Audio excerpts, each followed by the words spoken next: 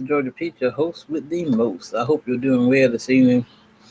I'm doing pretty good, feeling a little better. I went out to go see about my mom, thanks to a good friend that sent me some money. Thank you, love. So I can have, pay for me a cab round trip to get there and get back. She's doing a little better. They did a little surgery on her to unclog those stents. She has one in her chest and one in her arm, but they hook her up to the dialysis. And both of those were clogged up, so they got that fixed. Now she has a blood infection, so they're giving her antibiotics and fluids, to get that out of her blood. So y'all keep my mother in your prayers, please. And once again, thank you, beloved. I'm not gonna call your name. Thank you for your help, my love. You're very appreciated. Thank you. I love you. So we're gonna get in here. Where did blacks, whites, Japanese, and Native Americans come from?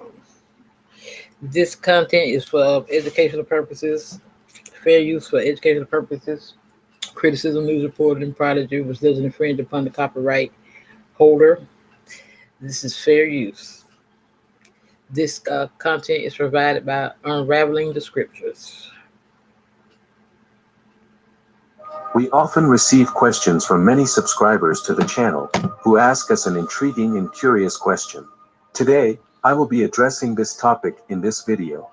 The question at hand is, what was the physical appearance of the first human beings on Earth, specifically the appearance of Adam and Eve according to the Bible? Since they are considered the ancestors of all mankind and its diverse ethnic races, questions arise about their skin color and physical characteristics. As parents of humanity, what would have been their physiognomy? I'm going to explore this topic with you, so I invite you to leave your like, comment and follow this content more. What was the color of Adam and Eve? Where did the black, white, Chinese, indigenous, and Arab people come from? Certainly, it is likely that you have already questioned yourself about the Bible when observing the world and its various regions. For example, when looking at Asia and its peoples, such as Chinese, Japanese, and Koreans, the question arises about what Adam and Eve would look like. In a world so rich in ethnic diversity, many thoughts arise. Some wonder about Adam and Eve's skin color, whether they would be black, whether they would have Asian traits similar to Chinese, Japanese, or Korean, or whether they would be white. These are frequent questions that come to us about the ethnic origins addressed by biblical creationism. After all, how does biblical creationism interpret the various ethnicities in a world full of them? From blacks to Asians such as Chinese and indigenous peoples, the ethnic diversity is wide and varied. Moved by these doubts and the many comments from subscribers on the channel, I decided to create this video. I will explain the perspective of biblical creationism and will also reference the analyses of the scholar Adaldo Lorenzo, who offers illuminating insights into the origin of Adam and Eve, their possible skin color and the immediate events after the birth of their children.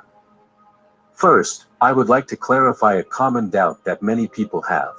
How is it possible for a single couple to be responsible for the origin of Black, Asian, Indigenous, and Middle Eastern peoples, as well as so many other ethnic groups around the world? The truth is that those who raise these questions often forget that all the world's ethnicities share a common genetic base. If a Saudi Arabian man marries an African woman, they will have children who will inherit traits from both origins. The same happens if an African woman marries a man from Germany, resulting in children who carry characteristics from both regions. In response to this complex question about how Adam and Eve could be the ancestors of so many different ethnicities, the explanation is as follows. Adam and Eve were, originally, mixed-race people. Yes, you heard right. Adam and Eve, the progenitors of mankind, possessed a mixture of characteristics.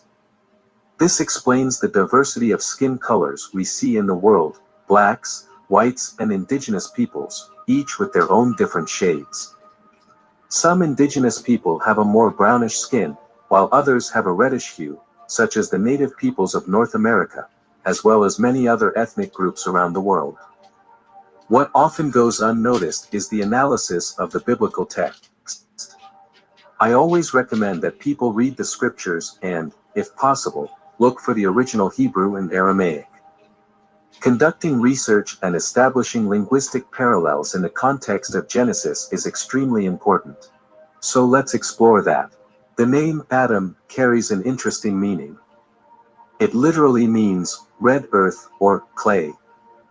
This designation is linked to the human essence itself. Adam was created from the dust of the earth, which gives him a reddish hue, similar to the skin coloration of the indigenous peoples of North America, who were once known as Redskins. This tonality is slightly lighter than that of the indigenous peoples of the region, as detailed by scholar Adaudo Lorenzo. Adam and Eve, like the progenitors of mankind, had a skin tone that was neither black nor white. Instead, it was reddish, resembling the native Indians of North America. It is important to note that this discussion is restricted to skin tone, and it is from this color base that all possible variations unfold to give rise to the diverse and multiple ethnic groups that populate our planet today. It is noteworthy that by uniting two people of mestizo ancestry, it is possible to generate children with different characteristics. Adam and Eve, therefore, possessed the genetic makeup that allowed different ethnic appearances to manifest in their offspring, including black, white, indigenous, Middle Eastern, and so on. This means that the ethnic variety that we currently observe in humanity, including Asians, white Europeans, black Africans, and much more, is fully explainable through this mixture of characteristics in an originally mixed-race couple, like Adam and Eve.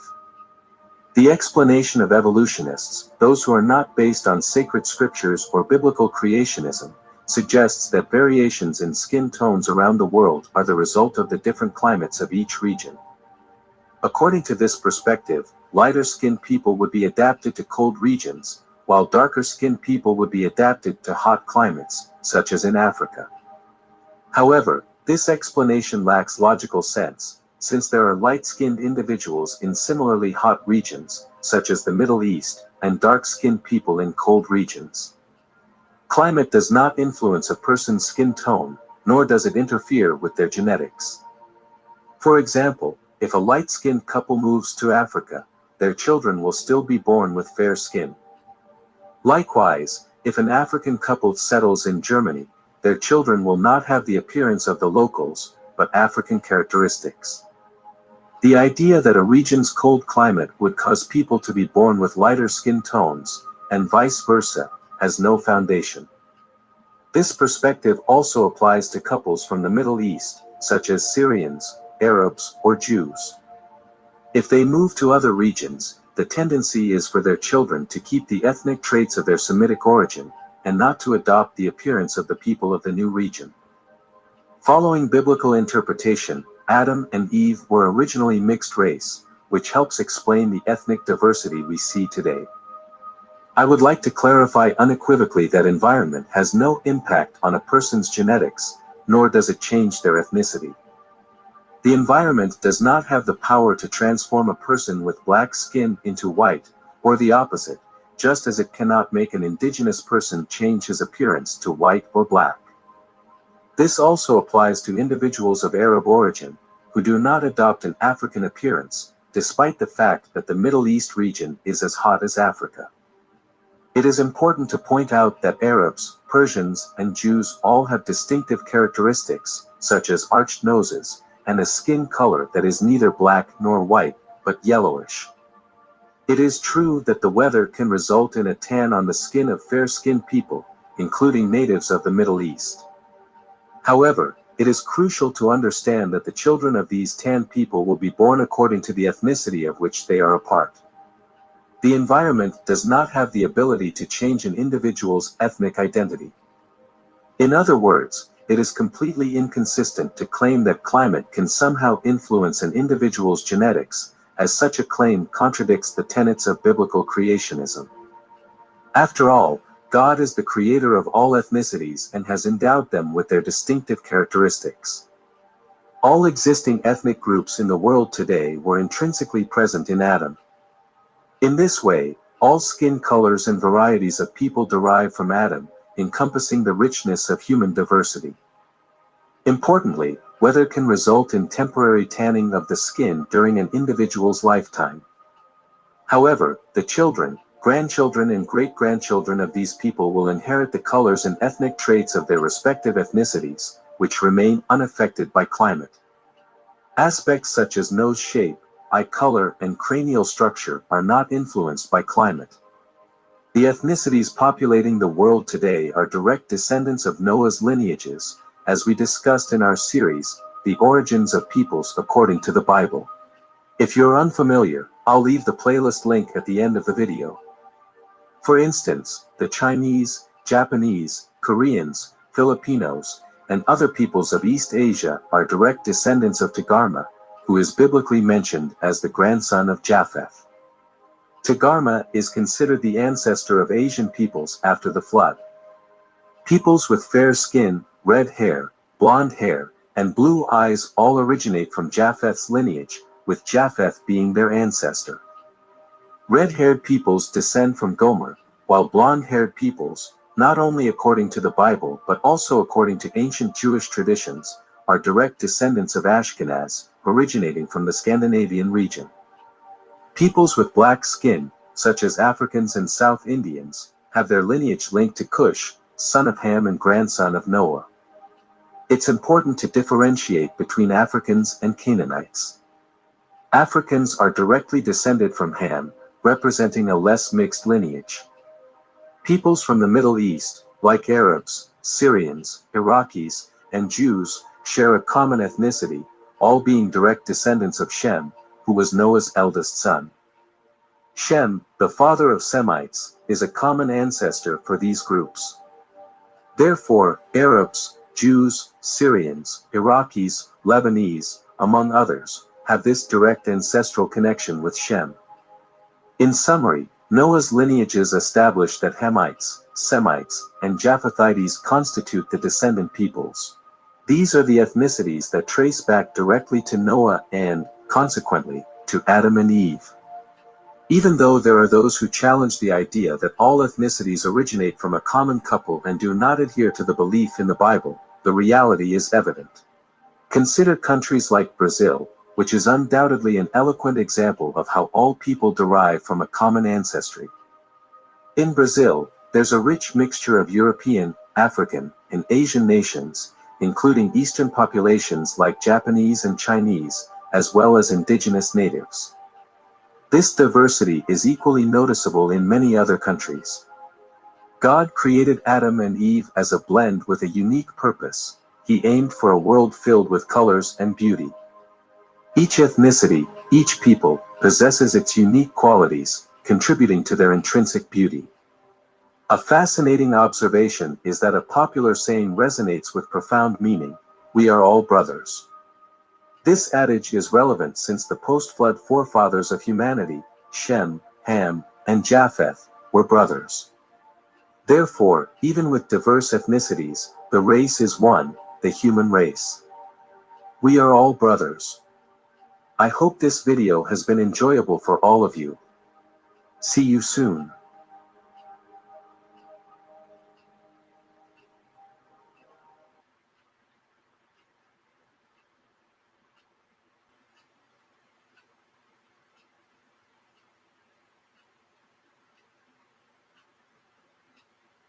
Welcome to the Fun Facts of Mythology channel. Possibly one of the most enigmatic places in the world is undoubtedly Egypt.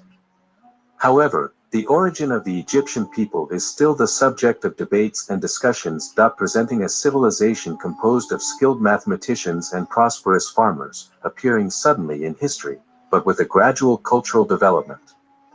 The origin of the Egyptians involves the mystery of the true roots of civilization. In this video, I'm going to cover the biblical perspective and what ancient Jewish traditions say about the ancient Egyptians and the kingdom of Kemet as it was known in ancient Egyptian. Therefore, I ask you to leave your like and comment what you think of the video, and also subscribe to the channel if you are not already subscribed. There are many issues surrounding ancient Egypt, especially the racial debate over the Egyptian population at the time. Many of these debates are aimed at discovering the ethnic reality of the ancient Egyptians and, over time, theories and more theories have been created about their physical appearance. However, the truth is that the physical appearance, race, and ethnicity of the ancient Egyptians are well documented in the ancient murals in the pyramids and other sites of ancient Egypt. These representations show the population with a brownish skin tone, although there are also representations of Egyptians with lighter skin. And the Holy Scriptures will provide the answer to the origin of the ancient Egyptians. A biblical character, descendant of Ham, called Mizraim, is frequently mentioned in ancient Jewish traditions, as well as in the Bible itself.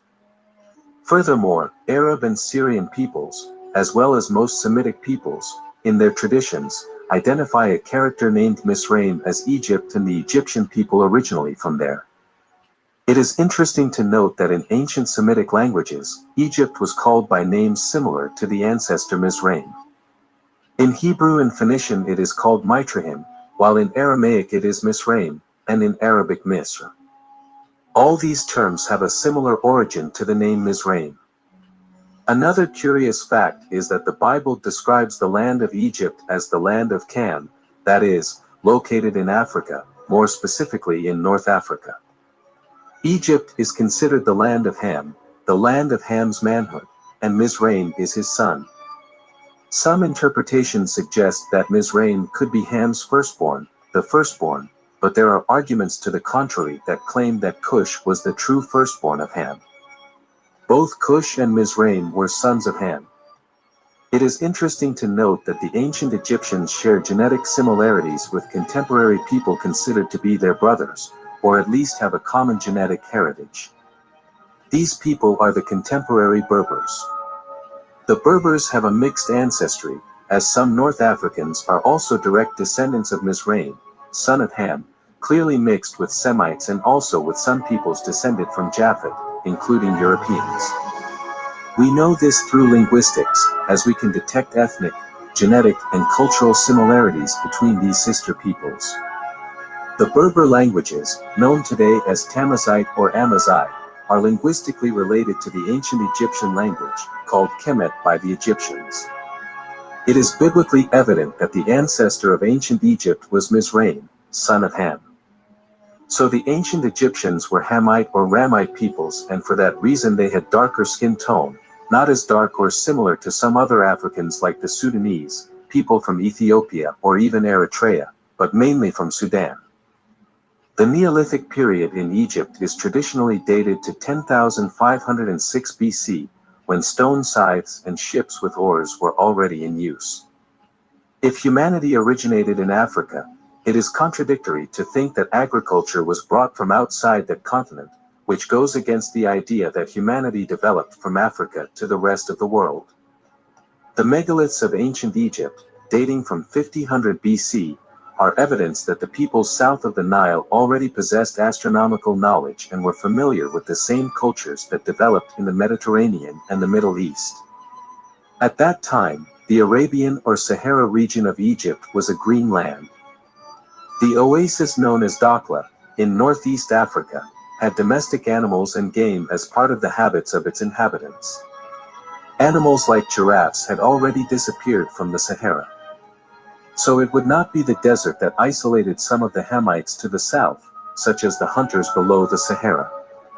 There is evidence of cases in which the people passed from the Stone Age to the Bronze Age, using wooden bricks. The desertification of the Sahara can be understood in light of the effects of glaciations, which caused a great dryness of the territory close to the Mediterranean. The formation of these great deserts pushed animals and hunters southward.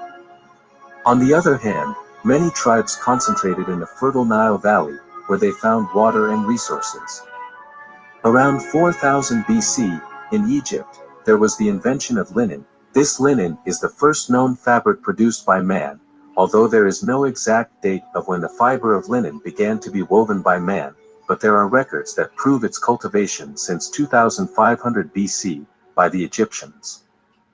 The Sahara region began to develop rapidly, stretching some 400 miles west of the Nile, adopting a hunter-gatherer political culture. These tribes built huts and used stone tools from the nearby plateau. They lived in the region of a large lake that dried up and became a desert. From a creationist perspective, it is possible that these transformations occurred while the Ice Age was developing in northern Europe and Asia, causing the seas to shrink, the formation of land bridges, and the drying of the climate. Strong continental drift and volcanic activity also contributed to brutal transformations and geographic isolation, including the formation of deserts. The skin tone of the ancient Egyptians was brownish, not as dark as that of people in the Sudan, Chad, and other areas of Africa where there is a racial difference and variation in skin tones. For example, in the ancient kingdom of Kush, which included Sudan, Chad, and other African regions, there is a difference in skin tones compared to ancient Egyptians. The ancient Egyptians had a more brownish skin tone, but not as dark as people in the region that is Sudan today. We have archaeological evidence, such as the murals found in ancient Egyptian regions such as Saqqara and Beni Hassan, which clearly show what the ancient Egyptians looked like. We can also observe the contrast with the Semitic peoples, who had a slightly lighter skin tone, going towards beige or slightly tan. We can see a clear difference between the ancient Egyptians, represented in the images below with a brownish skin tone, and the Semitic peoples, represented with a yellowish or beige skin tone, coming from the Middle East. The difference between Semites and ancient Egyptians is quite obvious. However, many may mention the existence of ancient images of ancient Egyptians with skin tone similar to Semitic peoples. The explanation is simple. From 1900 BC, in ancient Egypt, there were migrations of groups of people called Hyksos, who were Semites from the Middle East, specifically from the Levant region, including Syria, Lebanon, Jordan, and other areas. And so, these peoples began to mix with the ancient Egyptians. From 1900 BC, we can observe great migratory waves coming from the Middle East. These migrations settled in Egypt and, according to biblical accounts, the Semitic populations that went to the land of Egypt ended up becoming, over time, even larger than the native Egyptian population, descended from Mizraim and native black. Because of this, miscegenation occurred. A fact that is rarely addressed on the internet is miscegenation in ancient Egypt. Ancient Egypt was a place of great ethnic mixing, involving the ancient Egyptians, who had brownish-brown skin, and the Semites themselves, who had yellowish-beige, slightly tanned skin. We can see that the ancient Egyptians had a more brownish skin tone, while the Semites had a slightly lighter skin tone, but with different characteristics. There was, then, an ethnic mix between these peoples. From 1900 BC, native Egyptians themselves and Semitic peoples began to intermingle. This mixture lasted until 1500 BC, and other migrations occurred later. Although the priests and other members of the Egyptian population repudiated the Semitic peoples, calling them desert wanderers, desert thieves, or simply coming from the desert sands, many of them ended up relating. This is evident in the image where pharaohs married Semitic women, which highlights this miscegenation. However, miscegenation in Egypt was not limited to this, since there were also dynasties of Nubian peoples, who were actually black and originally from Sudan, who mixed with the Egyptians. Furthermore, we know that there was even wider interbreeding with the Macedonian peoples during the age of the Ptolemaic pharaohs, who came directly from Macedonia, Greece, and were fair-skinned. Today, the Egyptian population is a direct descendant of the ancient Egyptians, who had an intense miscegenation with the Semitic peoples and also received a genetic portion from Greece and ancient Macedonia. Because of this ethnic mix, today's Egyptians don't quite resemble representations of pharaohs from 4,000 to 4,500 years ago, who had a more brownish skin tone. At other times, such as between 1900 BC and 1500 BC, we can observe pharaohs with an appearance similar to Arab peoples, as well as Assyrians and Akkadians. This is due to a great miscegenation that took place. However, the origin of the ancient Egyptians goes back to Mithraim, their son, who had a darker skin tone, with a more brownish tone. However, due to miscegenation over time, they became mestizos. Hope everyone enjoyed this video. Leave a comment on which people you want to represent the next source video. See you soon.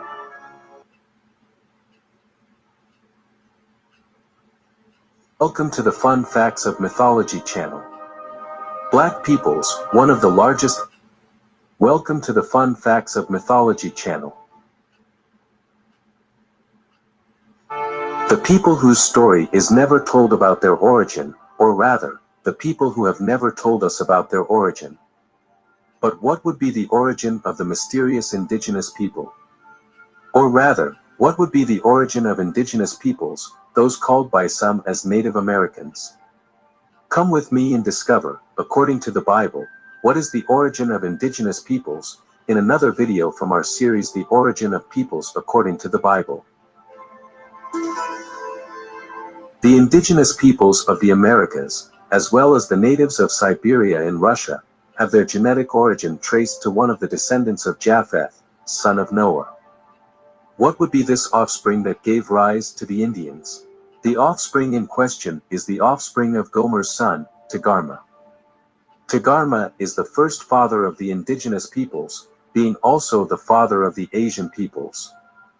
In addition, he is the father of the indigenous peoples of the Americas and Siberia, specifically the natives of Siberia. Togarmah is the first ancestral father of the indigenous peoples, being the second, one of the tribes of the descent of Ham, father of the black peoples. But back to Togarmah, the first father of indigenous peoples.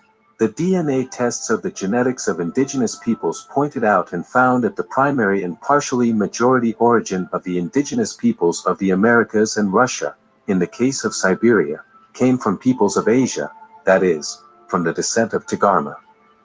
Togarmah is one of the parents of Native Americans, being mostly the father of indigenous peoples. This is not only a genetic fact of DNA, but also an evident fact in the appearance and traits of indigenous peoples. The features and appearance of indigenous peoples are characterized by pulled eyes and dark, straight hair. The eyes pulled by themselves already denote and show where the origin of indigenous peoples came from, which is an Asian origin of Togarmah descent. However, the descendants of indigenous peoples are not only descendants of Togarmah, father of Asian peoples. The dark or brown skin tone, with a light brown color, refers to the descent of one of the tribes of the Hamite peoples, that is, the black peoples. Evidently, the mixture of the descendants of Togarmah, who have light skin and slanted eyes, with the genetics of one of the tribes of Kam, resulted in this aspect of brownish tone, which is observed in indigenous peoples, even reaching the dark tone. Another fact to highlight is the meaning of the name Togarmah. The linguistic etymology of the word refers to broken or pulled, referring to the slanted eyes of his descendants and even himself. Now, who was and how to identify the second father of indigenous peoples? Undoubtedly, the second father of the indigenous peoples is Ham, as many of them have brown and dark skin tones, which refers to the Hamite descent.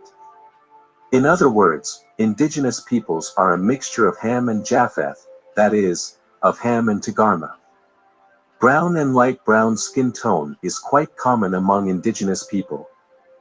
Another feature that refers to the black Hamite origin of indigenous peoples, such as the Mayans, Aztecs, and Incas, is the evident presence of the Negroid nose in their sculptures.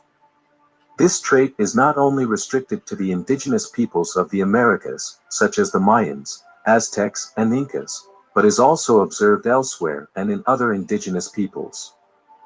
An extremely interesting fact is the existence, in Africa, of a people known as Khoisans.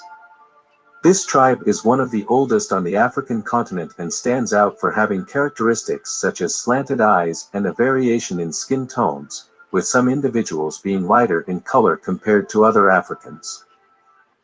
This indicates a strong genetic influence coming from the Hamite tribe, revealing a connection between the indigenous and Asian peoples of Togarmah. This similarity can be observed in the native peoples of Siberia, who are very similar to Asians due to their slanted eyes, fair skin, and straight dark hair. In addition, there is another ethnic group that also shares similar characteristics with Asian peoples.